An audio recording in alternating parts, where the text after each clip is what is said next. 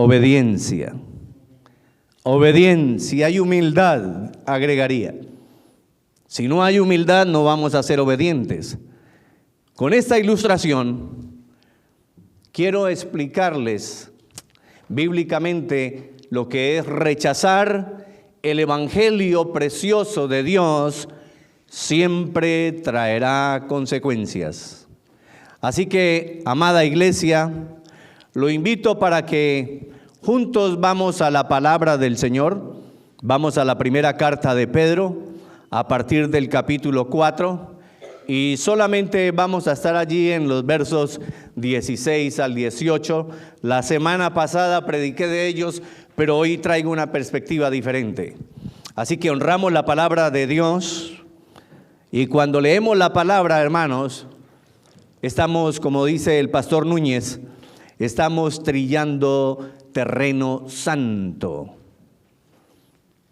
Hermanos, la palabra del Señor dice, en el nombre del Padre, del Hijo y de su Santo Espíritu: pero si alguno padece como cristiano, no se avergüence, sino glorifique a Dios por ello.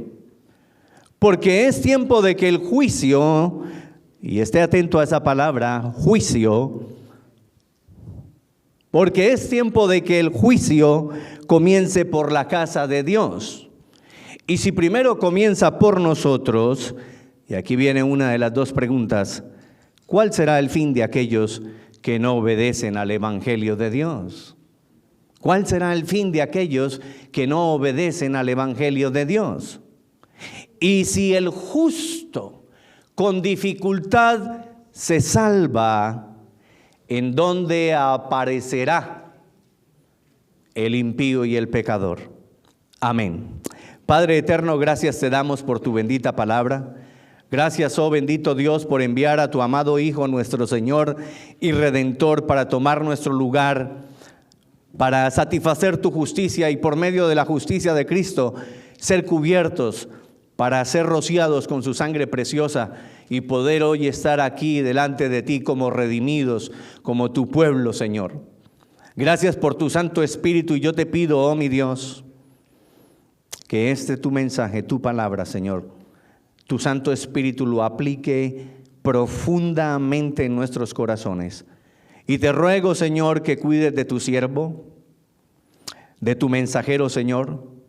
Toma toda autoridad de mi mente, mis pensamientos, mi corazón y mis palabras, Señor, y que solamente yo exprese, articule lo que tú quieres hablarnos hoy. Porque todo te lo pido en el nombre poderoso de Cristo Jesús. Amén y amén. Pueden tomar asiento, amada iglesia del Señor. Hermanos, es interesante ver a la luz de la palabra del Señor que la carta de Pedro tiene como finalidad recordarnos a los creyentes en Cristo la identidad, escúcheme, la identidad que el Señor nos ha regresado. Y digo nos ha regresado no porque Él la hubiese quitado, sino porque nosotros la perdimos por nuestro pecado y por nuestra maldad. Pero Él nos ha regresado esa identidad al justificarnos por medio de su obra redentora en la cruz y bendecirnos con su santa presencia. ¿Te sientes solo? ¿Te sientes a veces como que estás enfrentando una jauría de leones y que te sientes acorralado? No te sientas solo, mi amada, mi amado hermano. Dios el Señor está contigo.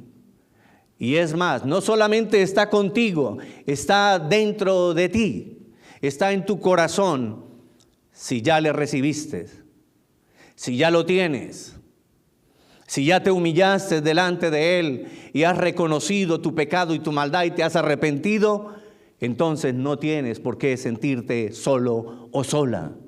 El Señor está contigo. Hermanos,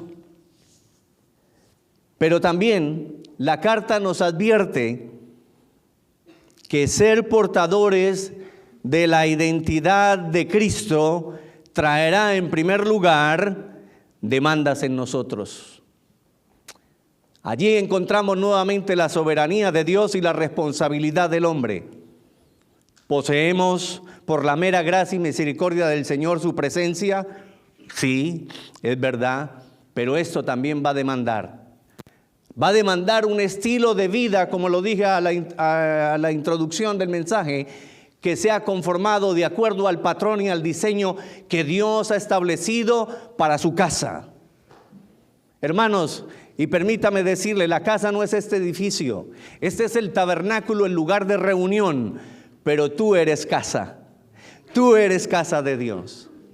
Así que si Dios establece un patrón, un direccionamiento, un alineamiento, unas formas de vida, pues hay una demanda en nosotros de testificar a las naciones que en nosotros está la luz admirable de Cristo Jesús. Y en segundo lugar, al mismo tiempo, hermanos, estaremos expuestos al rechazo, a la persecución y a la hostilidad por causa del nombre de Cristo. Recordemos que dice el libro de Hechos en sus comienzos, cuando la iglesia primitiva estaba iniciando y estaba siendo establecida a través de los apóstoles. ¿Cuál era el problema? ¿Cuál era el rechazo? El rechazo no era sobre ellos. El rechazo, la hostilidad y la persecución que ellos tuvieron que enfrentar fue porque eran dignos representantes del nombre de Cristo y porque predicaban el nombre de Cristo. Y lo que a los religiosos de esa época les incomodaba era el nombre de Cristo Jesús. Hermanos, cuando nosotros sufrimos rechazo y hostilidad, créame, no te están rechazando. Siéntase inmensamente bienaventurado, inmensamente feliz, porque en ese momento tú estás testificando de la luz que te acompaña.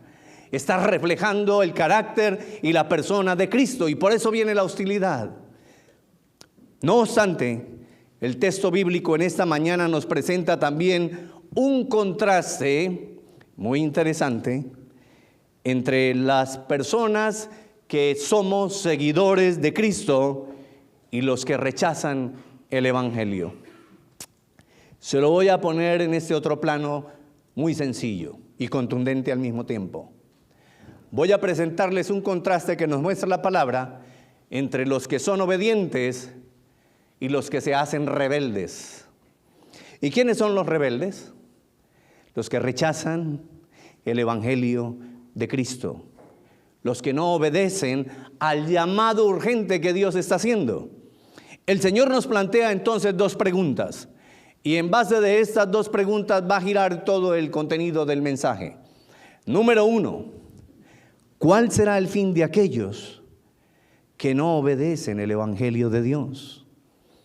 Hermanos, yo quiero que usted empiece a meditar profundamente y a reflexionar en esta pregunta. Es que yo ya soy salvo, gloria a Dios. Y también la pregunta le corresponde. Y si aquí hay alguien que aún no ha recibido al Señor, empiece a meditar y a rogarle al Señor que su Santo Espíritu lo toque y regenere su corazón y lo incline hacia la voluntad soberana de Dios. ¿Cuál será el fin de aquellos que no obedecen el Evangelio de Dios? Y la segunda pregunta, ¿en dónde aparecerá el impío y el pecador? Y lo digo con misericordia, mi hermano. Y usted también, yo le ruego, le suplico que tenga misericordia por ellos. Porque nosotros en un momento estuvimos allí al borde de ese precipicio, pero fuimos alcanzados y tocados por la gracia de Dios. Y el hecho de que hoy estemos aquí, no nos podemos hacer superiores a ellos. Allí es donde tenemos que mostrar entonces el amor, la misericordia y la compasión por el perdido. Y por eso lo digo en este tono, ¿en dónde aparecerá el impío y el pecador? Hermanos, en el mundo natural podemos observar un principio que muchos conocen, y es el principio de la causa y el efecto. Hermanos, la causa explica por qué sucede algo. Se lo diré nuevamente, la causa explica por qué sucede algo y el efecto es lo que sucede. Por ejemplo, la causa de algunos padecimientos como cristianos es para producir en nosotros un carácter cada vez más similar al carácter de Cristo. Allí vemos causa y efecto. Así que toda consecuencia tiene una causa o tiene un origen. Hermanos, para identificar la causa, respondamos a esta pregunta: ¿por qué sucede esto? Y cuando estoy invitándolo a que se pregunte por qué sucede esto, no pierda de vista esas dos preguntas. ¿Por qué sucede esto? Entonces, ¿la causa cuál es? La desobediencia, y la consecuencia es lo que sucede después. ¿Y qué es lo que sucederá después, mis hermanos, mis amados? Después de que venga el juicio, cuando tengamos que estar parados frente al trono blanco, cuando estemos irremediablemente de frente a ese trono, en ese juicio que cada uno de nosotros tenemos que enfrentar, si hemos sido desobedientes, la consecuencia va a ser ¿qué? El castigo. Amados hermanos y amigos, les ruego que observen la centralidad de las dos preguntas. ¿Cuál será el fin de los que rechazan la verdad de Dios? ¿Cuál será el fin de los que rechazan la verdad de Dios? En el mundo hay una verdad relativista, que visto desde el estándar de la verdad absoluta de Dios es mentira. Así que, ¿cuál será el fin de los que rechazan la verdad de Dios? ¿En qué lugar, hermanos? Esto es muy serio, más de lo que usted y yo imaginamos. ¿En qué lugar estarán por la eternidad los que están llenos de pecado? Y no quiero decir con esto, amada iglesia, que entonces nosotros ya somos santitos y que lo único que nos faltan son las alitas para volar. No. Pero cuando digo, ¿en qué lugar estará por la eternidad el que está lleno de pecado? Es aquella persona que no ha venido y se ha humillado delante de Cristo, ha reconocido su pecado y su maldad y le ha dicho: Señor, perdóname, perdóname, quítame este peso y esta carga. Estoy lleno de pecado, pero hoy reconozco mi maldad delante de ti y me humillo, Señor, y sé que tú eres el único camino, la única verdad y la vida eterna. Hazme liviano. Eso es lo que estoy tratando de decir. ¿A dónde va a permanecer por la eternidad? Es que yo no creo en el juicio. Es que yo no creo en el infierno. Hermanos, el juicio de Dios no depende de lo que usted y yo creamos o pensemos. Ese lugar no depende si nosotros creemos en el infierno o no. Ese lugar existe. Y no fue creado para nosotros. Fue creado para los ángeles caídos. Lucifer, Satanás o el diablo, como usted le quiera llamar, y todo su séquito de ángeles caídos que se rebelizaron contra Dios. Pero como Dios es un Dios justo y Él muestra su justicia, Él tiene que ser justo. Y el que no atiende el llamado urgente del Evangelio, el que lo rechaza, el que vive conforme a su voluntad propia y no conforme a la voluntad de Dios, él solito se está condenando y él solo está tomando la ruta hacia ese lugar. Sin embargo, Dios muestra su amor para con todos nosotros en que, siendo aún pecadores, Cristo vino y murió por ustedes y por mí. Hermanos, es mi anhelo que al responder las preguntas planteadas en el texto, seamos entonces, en primer lugar, confirmados. En segundo lugar, exhortados. Y en tercer lugar, entendamos la urgencia del llamado. Vamos al primero. No se me atrase, pero tampoco se me adelante. Confirmar. Confirmar. El propósito del mensaje es confirmar los que ya son cristianos para que se mantengan firmes, para que sean ratificados en su fe, que permanezcan al continuar creciendo en santidad. Hermanos, entiéndame, la permanencia va de la mano con la santidad. Y no estoy hablando de religiosidad. Es que Dios es un Dios santo. Y Él nos dice en su palabra, sed santos porque yo soy santo. Y también nos dice que sin santidad, ¿qué cosa va a pasar? Amén. Nadie verá a Dios sin santidad. Así que el propósito, en primer lugar, de confirmar, es para que usted siga creciendo y confirmado en la santidad a través de la palabra de Dios. El Señor Jesús, en su oración sacerdotal que ustedes ya conocen en Juan 17, Él elevó una plegaria y una súplica eterna hasta el día de hoy. Y Él dijo en ese momento al Padre, Padre, santifícalos en tu palabra es verdad. Así que, ¿cómo vamos creciendo en santidad? Mis hermanos, a medida que crecemos, que leemos, que intimamos con Dios por medio de su bendita palabra. Créame, que no es el pastor el que te va a convencer. No es el mejor predicador del mundo el que te va a convencer.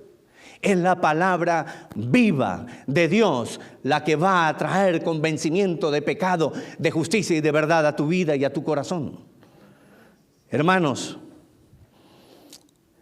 que a pesar de las distintas pruebas que estemos enfrentando, sigamos adelante, porque sabemos el galardón que nos aguarda. Así que el propósito del mensaje, en primer lugar, es afirmar. En segundo lugar, exhortando. ¿Y a quién está exhortando la palabra? ¿A quién está exhortando el Espíritu Santo de Dios en esta mañana? A los que están fluctuando entre el mundo y la vida cristiana. Yo lo sé, mis hermanos, yo lo sé ciertamente, porque el Espíritu de Dios da testimonio a mi espíritu, de que aquí lamentablemente hay algunos en este grupo que están fluctuando entre ser cristianos, pero también en pertenecer al mundo. Entre obedecerle al Señor, pero también en disfrutar de los deleites temporales de un mundo de oscuridad, de un mundo que está caído. Y para ustedes también es este mensaje. Un mensaje de exhortación a los que están fluctuando entre el mundo y la vida cristiana, para que sean animados y alentados, pero también advertidos, mis hermanos. No es un juego. Y es mi obligación advertirlos de esta verdad poderosa. Y quiero que lo grabe en su corazón. Por favor. Esto es un asunto serio, mi amado. Es su vida. Es su vida. ¿Alguno de nosotros nos atreveríamos a meternos en una jaula de leones hambrientos? ¿Verdad que no? De ninguna manera. ¿Seríamos insensatos o estaríamos locos? Pues lo que quiero decirle, mi hermano, es que de esa misma forma usted atienda con diligencia las palabras que Dios está hablando a través de su siervo. Hermanos, también advertirnos del riesgo tan grande en el que están, y que a través de la amonestación bíblica atiendan el consejo de Dios y sean persuadidos, convencidos de la verdad de Cristo que Dios está y que ha plasmado en vuestros corazones. Esa verdad ya está ahí. Ya está ahí, en medio de los que están fluctuando, sí, también. En una época de mi vida, a los comienzos del cristianismo, me sentía así. Me sentía como si estuviera en esta forma. Por aquí me jalaba el mundo y por acá el Señor. Y hay momentos en la vida del cristiano que se va a sentir en esa posición. Pero ¿sabe por qué, mi amado, mi amada? Porque aún no hemos muerto a esos deleites y placeres que nos llevan a la muerte y a la perdición. Y es mi anhelo de todo corazón que hoy los que aún están vivos en esas áreas mueran a esas áreas y entenderá de una manera sobrenatural cómo la paz de Dios que sobrepasa todo entendimiento va a venir y va a reinar en vuestro corazón. Hermanos, en tercer lugar, la urgencia del llamado.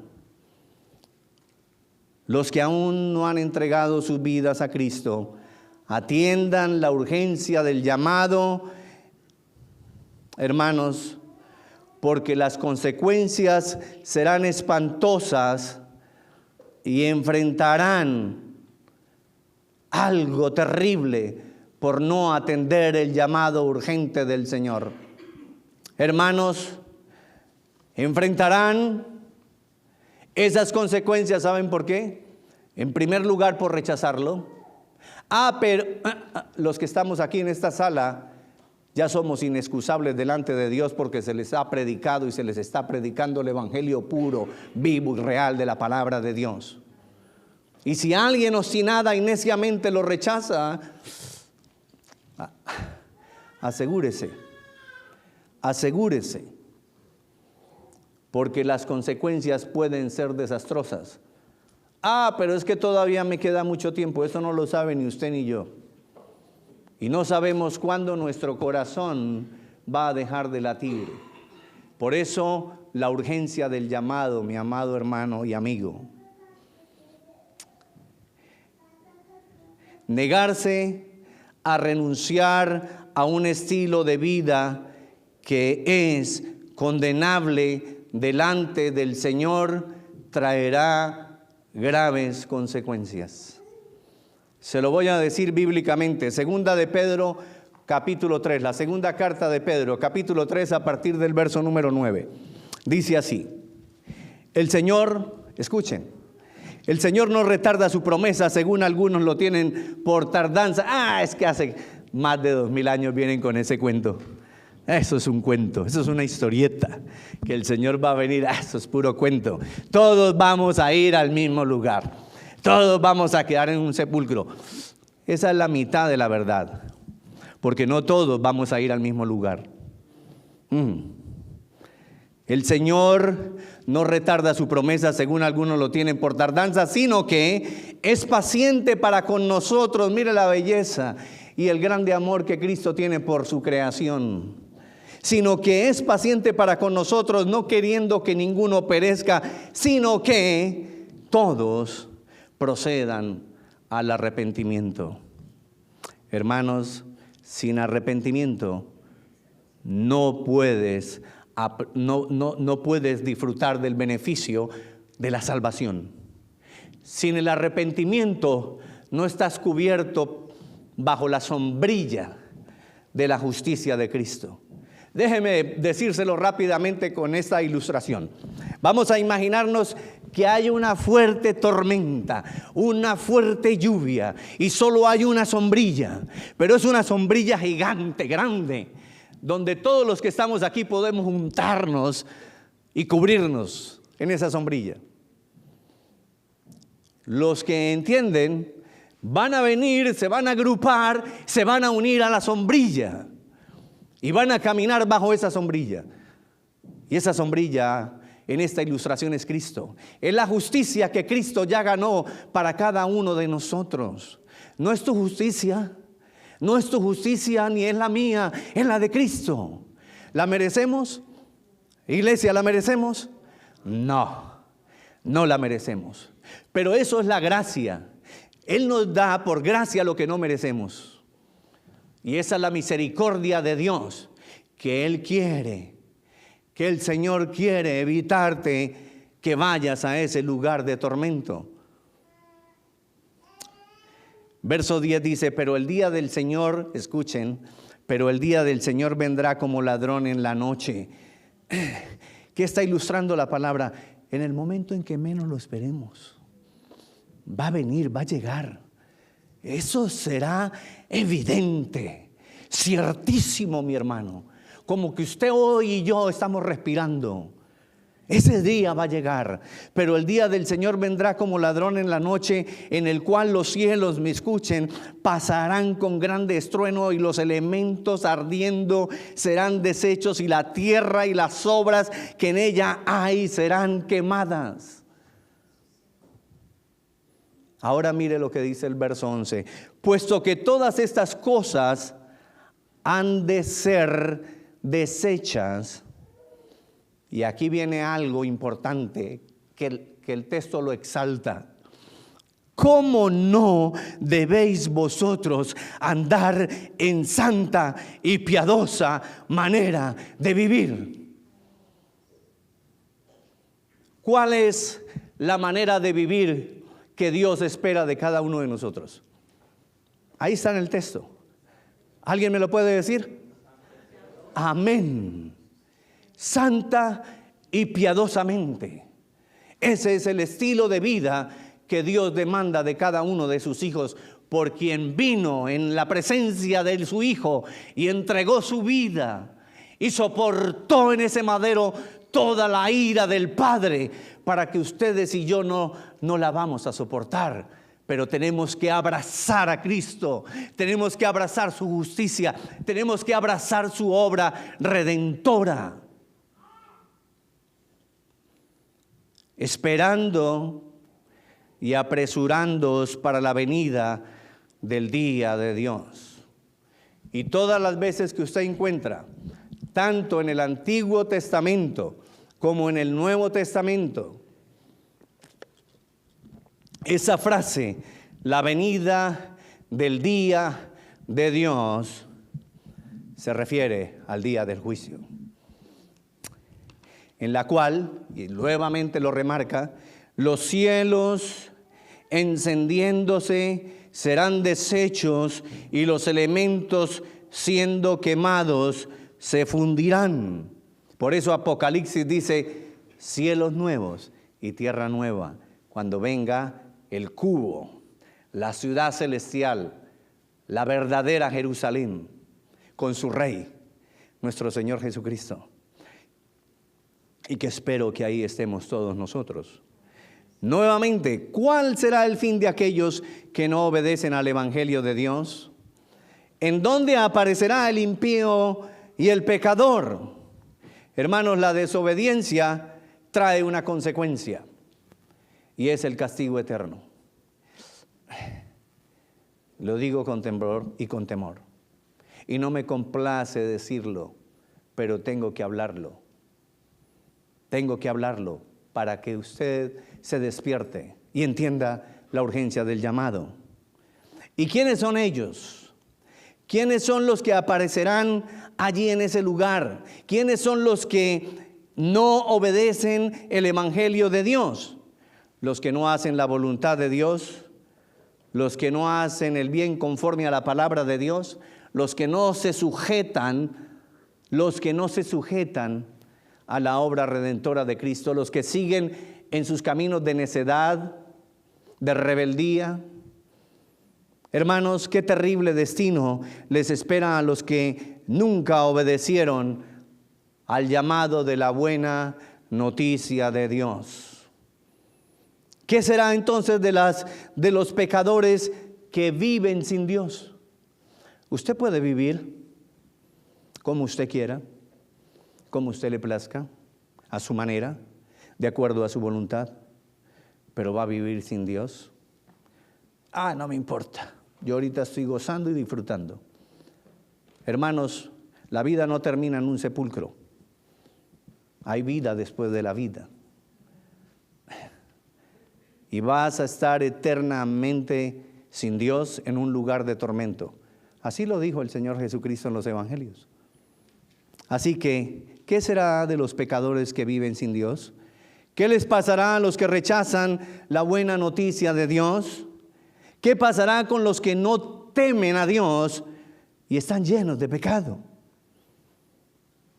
Mis amados, para irme acercando al final, Hermanos y amigos, permítame presentarle por medio de unos contrastes bíblicos y proverbiales la respuesta a esta serie de preguntas. Proverbios 11, allí en el capítulo 11 varios versículos seleccioné, a partir del verso 5. La justicia del perfecto enderezará su camino. ¿Y quién es nuestra justicia? Cristo. Mas el impío, por su impiedad, caerá. Verso 6. La justicia de los rectos los librará, mas los pecadores serán atrapados en su pecado. Hermanos, no hay forma de escapar delante de la justicia de Dios. Usted puede vivir como usted se le pegue.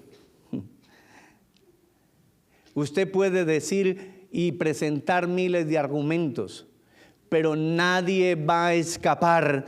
Y dice el texto bíblico que en sus pecados será atrapado. Verso 7 dice, escuchen, esto es interesante: cuando muere el hombre impío, perece su esperanza y la expectación de los malos perecerá. Hermanos, después de la muerte, si usted muere sin Cristo, ya no tiene esperanza, ya no hay manera. No es que nos pongamos aquí todos a hacer un montón de plegarias y oraciones. Es que ya no hay manera. Ya no hay manera. La esperanza es ahora. Y si guardas la esperanza que es Cristo nuestro Señor, aunque vayas a la tumba, aún allí esa esperanza te va a rescatar y te va a llevar a disfrutar de las bendiciones del cielo.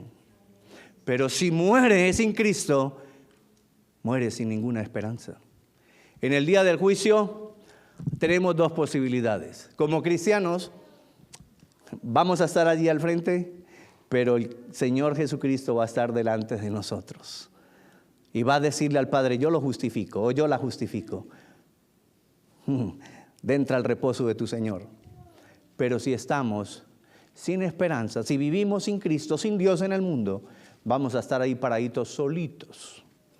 Hermanos, verso 8 dice: el justo es librado de la tribulación, mas el impío entrará en lugar suyo. Verso 18: el impío hace obras falsas, mas el que siembra justicia tendrá galardón firme. No desperdicies ese regalo que te está ofreciendo Dios en esta mañana, de que tengas ese galardón firme, porque es la roca inconmovible, Cristo Jesús, en tu vida. Verso 19, como la justicia conduce a la vida, miren lo interesante que nos dice la palabra: la justicia conduce a la vida, así el que sigue el mal lo hace para su muerte. Pecado igual a muerte, justicia igual a vida. Verso 20, abominación son a Jehová los perversos de corazón. Verso 21, tarde o temprano el malo será castigado. Y verso 31 dice: ciertamente el justo será recompensado en la tierra. Gloria a Dios. Pero escuchen lo que dice ahora: ¿cuánto más el impío y el pecador? Hermanos, encontramos una relación en estas palabras con la palabra de Dios por medio de Pedro. Cuando dice: si el justo con dificultad se salva, ¿dónde? ¿Dónde aparecerá el impío y el pecador? ¿Dónde? Hermanos, el Señor Jesús nos declara en su palabra ¿qué pasará con el pecador no arrepentido? Porque todos somos pecadores. La diferencia es si verdaderamente hemos venido en arrepentimiento. Voy a concluir con estas dos citas del Señor Jesús. Juan capítulo 3, a partir del verso 18. Escuchen atentamente, por favor. Mire lo que dice la palabra. El que en Él cree, es decir, el que cree en el Señor Jesucristo, ¿qué cosa?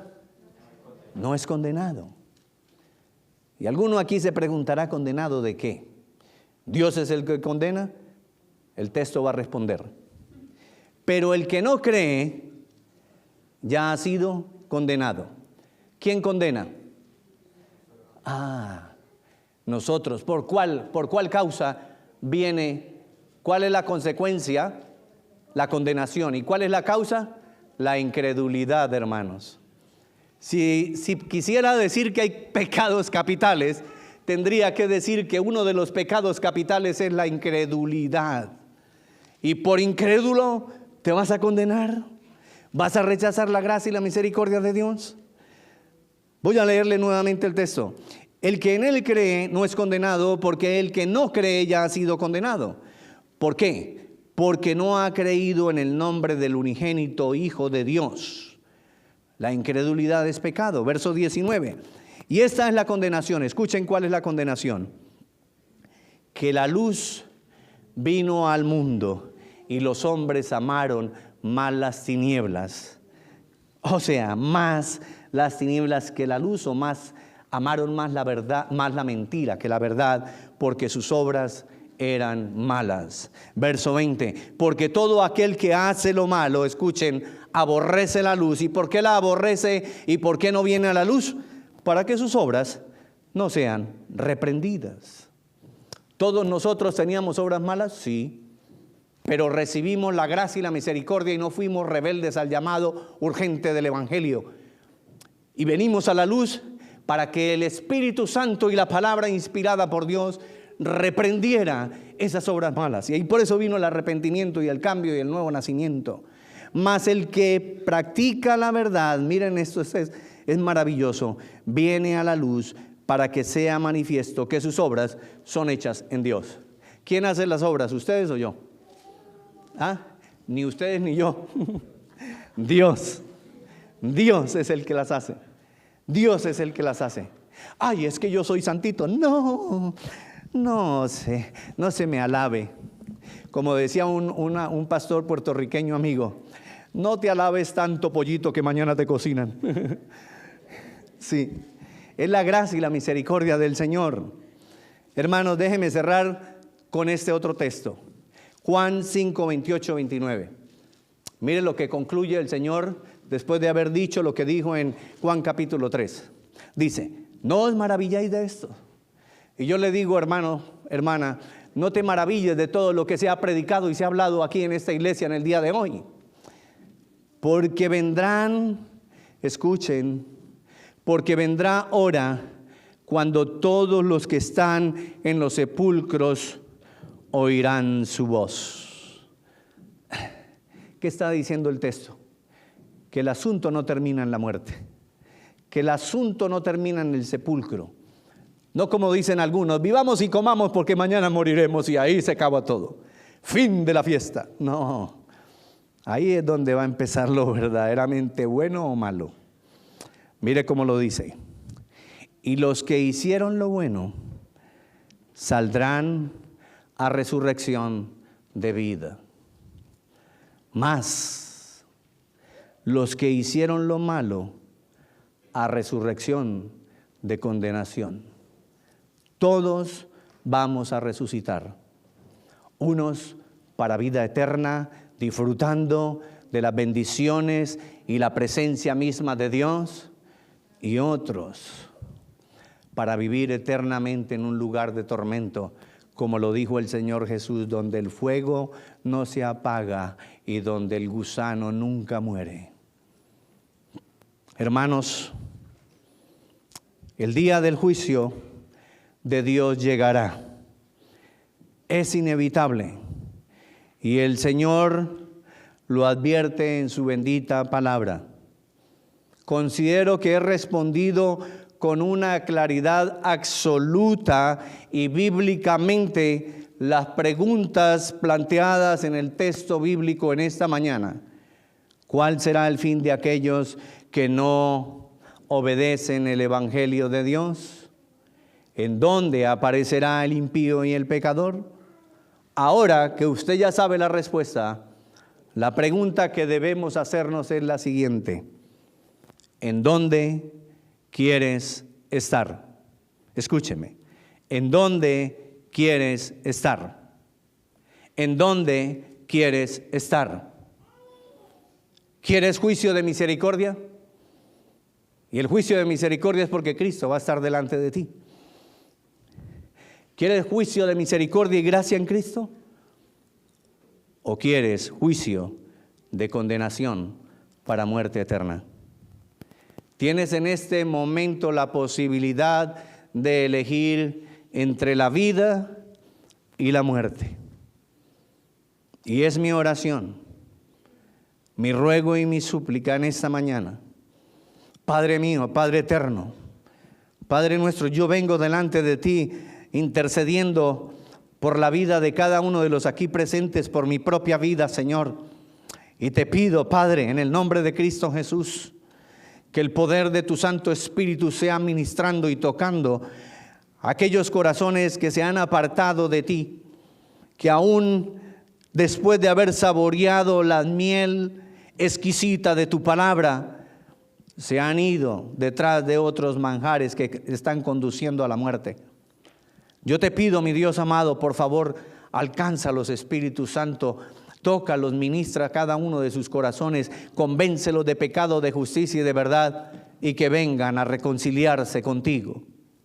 Pero también te ruego, Señor, por aquellos que aún no te conocen y que están aquí, con aquellos que no han venido en obediencia y han entendido la urgencia de tu llamado, aquellos que se han resistido hasta hoy a decirle sí al Señor.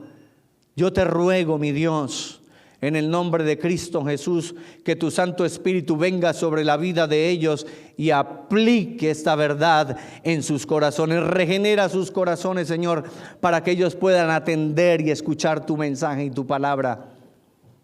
Hermanos, amigos, si usted está en cualquier grupo de estos tres,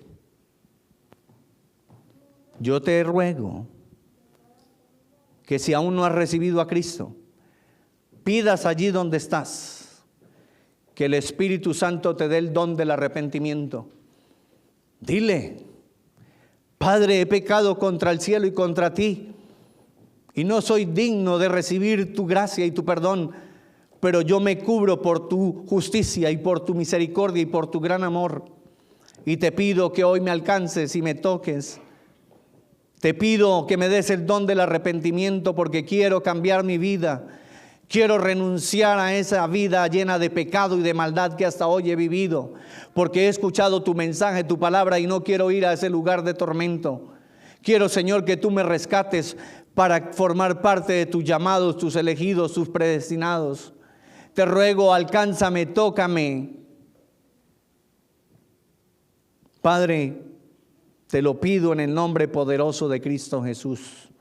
Te ruego por tu iglesia, revive, Señor, para que sea tu palabra y tu espíritu que nos siga afirmando y consolidando más, para que no nos desviemos ni a izquierda ni a derecha, sino que estemos siempre caminando en el centro de tu voluntad, porque ya sabemos, Señor, que la voluntad nuestra es perversa y mala, pero tu voluntad es buena, agradable y perfecta.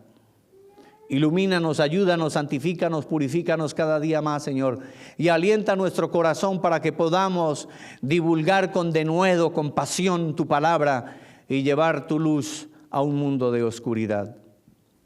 Porque todo te lo pido, Padre, en el nombre de Cristo Jesús, y en el poder de tu Santo Espíritu he orado. Amén y amén.